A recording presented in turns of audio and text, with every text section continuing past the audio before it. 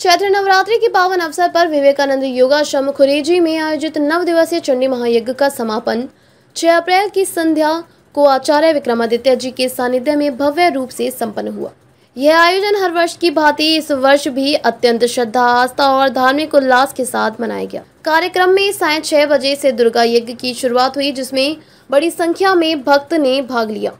इसके बाद रात्रि 9 बजे पूर्णाहुति दी गई और 9:30 बजे प्रसाद वितरण हुआ। भक्तों ने विधिवत मां दुर्गा के दर्शन कर आशीर्वाद प्राप्त किया तथा पूर्ण श्रद्धा के साथ यज्ञ की समस्त विधियों में भाग लिया। इस महायज्ञ में भाग लेकर श्रद्धालुओं ने मां जगदम्बा की विशेष कृपा प्राप्त की और अपनी मनोकामना की पूर्ति हेतु प्रार्थना की। कार्यक्रम की विशेष बात यह रही कि पूर्णाहुति के लिए भक्तों का गोला साथ लाने का आग्रह किया गया था, जो इस प्राचीन परंपरा का हिस्सा माना जाता है। कार्यक्रम के संयोजक राजेश गोयल और गर्वित गोयल ने सभी श्रद्धालुओं को आभार प्रकट किया और बताया कि यह आयोजन वर्षों से समाज और संस्कृति की सेवा में समर्पित है।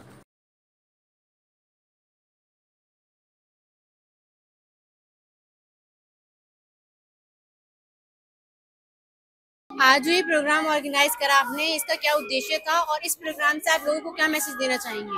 देखिए, नवरात्र का अवसर है और हर बार की तरह नवरात्रों में विवेकानंद योगाश्रम में माँ भगवती का यज्ञ भी रहता है और यहाँ कन्या पूजन, हमारे यहाँ भारतीय संस्कृति में सनातन पद्धति में नवमी के दिन, अष्टमी के दिन कन्या पूजन करने की व्यवस्था रहती है और समस्त लोगों के लिए भंडारा रहता है बड़ा। तो यज्ञ के बाद आरती होती है और आरती के बाद ये सुंदर भंडारा और साथ साथ कन्या पूजन।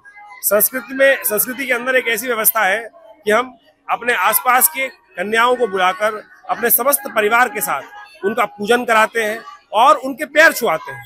इससे समाज के अंदर जो एक ऐसा भाव उत्पन्न होता है कि हमको किस प्रकार सम्मान करना है। जिस लड़के ने, जिस परिवार ने उन लड़कियों का पैर छूकर उनका आशीर्वाद लिया हो, पूजन किया हो, क्या वो कभी उनके बारे में कोई गलत नजर डाल सकता है? तो एक सामाजिक समरसता का एक सुंदर उदाहरण हमारे इस संस्कृति में अनादिकाल से उपस्थित किया जाता है, जिससे समाज में हमें किस प्रकार का व्यवहार करना है, ये परंपरा हम लोग आदिकाल से निभाते आए हैं और आज भी हमारे आश्रम पे ये परंपरा चलती है। भगवती का पूजन होता है, यज्ञ होता है, भंडारा होता है।